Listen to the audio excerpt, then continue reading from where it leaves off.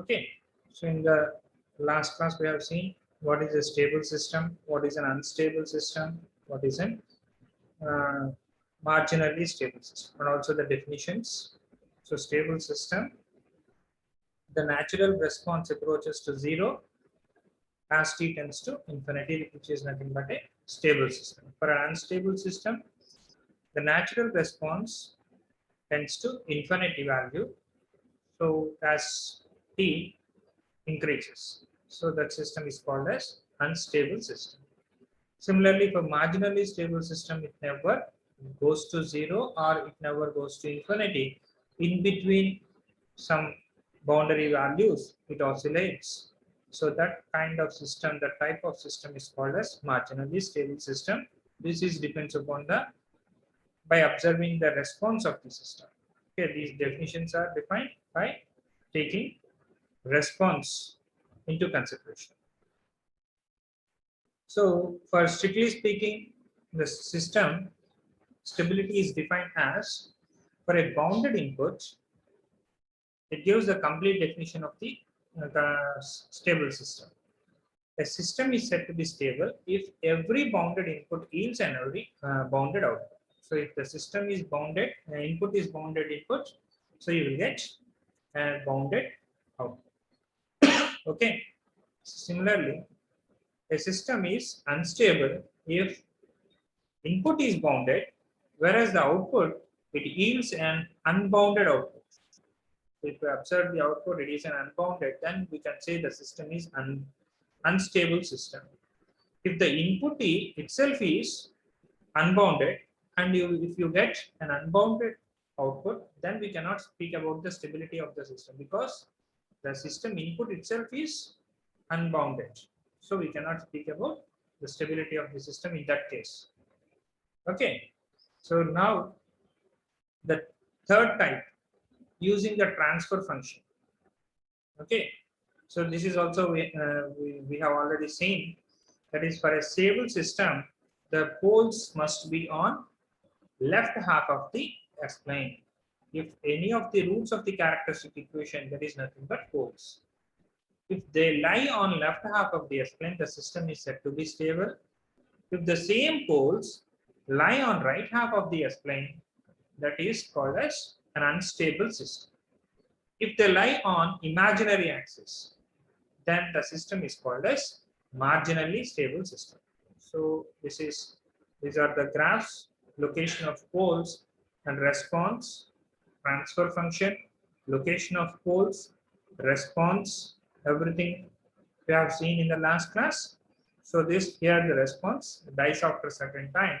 So this is called as a stable system. But whereas in this case, it is the pole is lying on right half of the s-plane, it is exponentially increasing function. Okay, so the response is unstable system. Okay, so everything I think I have completed in the last class, this figure. So whatever may be the values, the poles lie on left half of the s-plane indicates a stable system. If they lie on right half of the system, it indicates unstable system. Okay, so these are the responses. So conclusions also we have seen. Now, so using this plots the stability of closed loop system with gain variation. What happens if the gain is increased? So for a system having poles on left half of the s-plane, so no need to write this one. Just observe the location of poles and zeros, location of poles, and also the response transfer function. Here the location of for the given transfer function. Okay, here the numerator value, that is gain value, if it is 3, okay, the roots are lying on left half of the s-plane. And if we calculate the response, that means taking the using partial fractions and applying the inverse Laplace transforms, you will get a response something like this. This is nothing but a damped oscillatory system. The response is that it is decaying, the oscillations get reduced with respect to time. So as time increases, the oscillations comes to 0. So this is a damped oscillatory system. So if we observe, so the response is something in this fashion. Now in the case 2, if we increase the gain value, if we increase the gain value from 3 to 7, so the gain value is increased from 3 to 7. Again, if we take the closed loop transfer function, this is open loop transfer function. Okay, closed loop transfer function means G by 1 plus GH, where G is open loop transfer function, G by 1 plus G by GH is closed loop transfer function.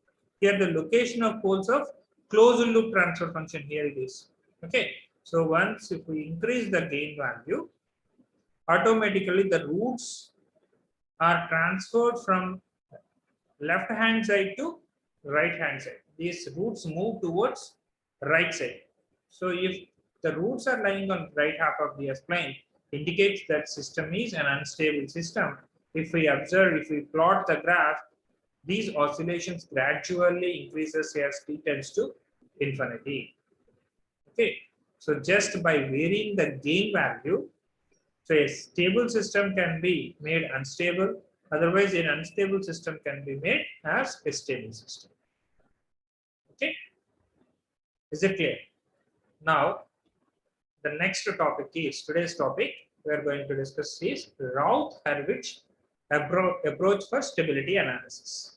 So now we have already defined what is stable system. So stable system means the closed loop holes must be on left half of the S-plane. Based on this, okay, Routh and Hurwitz defined a methodology. Okay, so based on this method, we can easily find. There is no need to calculate the closed loop transfer function or not even the poles of the given polynomial. Directly by applying this method, we can say whether the system is stable or not, up to what value of gain the system can be stable.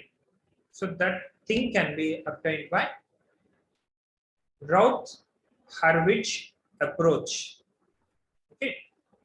So for this approach or for this stability analysis, there are some sufficient conditions for instability and marginal stability. Okay. The first condition is a system is unstable if all the signs of the quotients of the denominator polynomial of a closed loop transfer function are not same. Just observe this statement. A system is unstable. Directly we can say by observing the stability of the system, by observing the denominator polynomial of a closed loop transfer function. Denominator polynomial of a closed loop transfer function, which is nothing but characteristic equation. Okay, just by observing the characteristic equation, we can say whether the system is unstable or not. Okay, we cannot speak about the stability, but we can say if it is an unstable system, we can directly say it is an unstable system. Okay, so simply a system is unstable. A system is unstable if all the signs of the quotients of the denominator of the closed loop transfer function are not same.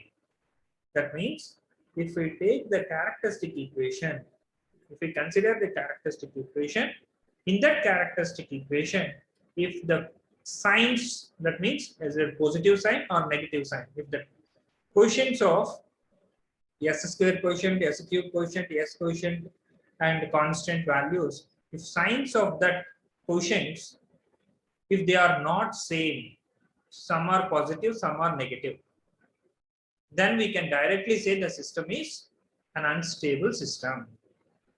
Okay, meaning for this, a system is unstable if all the signs of the quotients of the denominator of the closed loop transfer function are not same. Okay, so next one, if the powers of S are missing from the denominator of the closed loop transfer function, then the system is either unstable or marginally stable. So that means if any of the S term is missing, that means in a characteristic equation, from starting to ending. Starting to ending means s power 4 quotient is s power 4 term, s cube term, s square term, s term, and constant term. If any of these terms are missing, powers of s is missing, that means s power 4 is there, s cube is there, s square term is missing. Again, s term is present, constant term is present. So in that case, we can directly say that the system is unstable or marginally stable, at best marginally stable. So these two are necessary conditions. Okay, just a minute.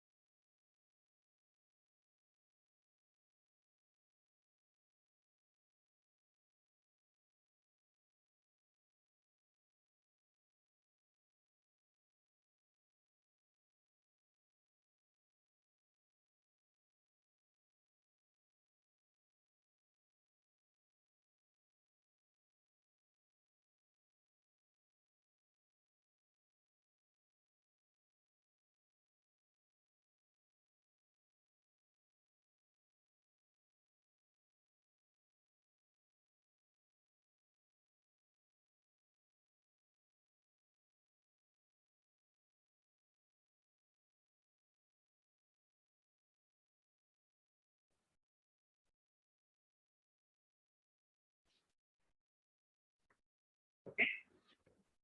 So now these two are sufficient conditions.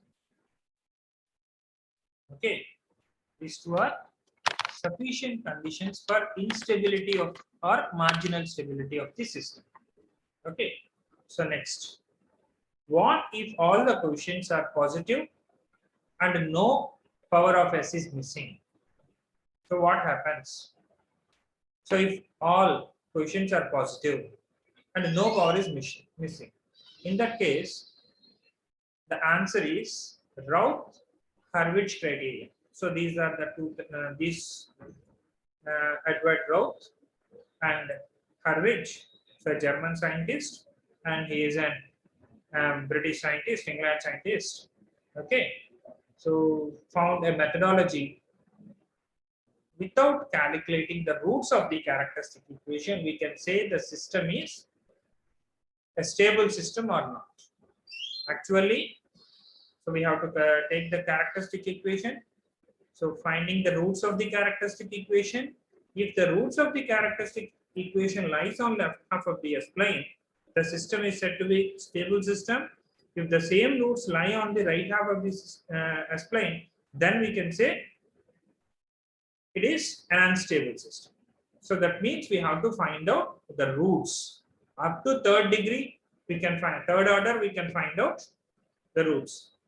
So above that, fourth order, fifth order, sixth order, eighth order system. In that case, how to find out the roots? It is not easy to find out the roots for an eighth order system.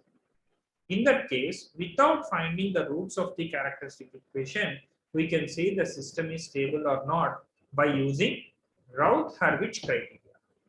Okay. Now let us discuss that method. Okay. So Routh Hurwitz method. This method tells how many closed loop poles are in the left half of the S-plane, in the right half of the S-plane, and on the imaginary axis. How it does not tell the location of poles. So it directly gives the information about the total number of roots that are present on right half of the S-plane and the total number of roots that are present on left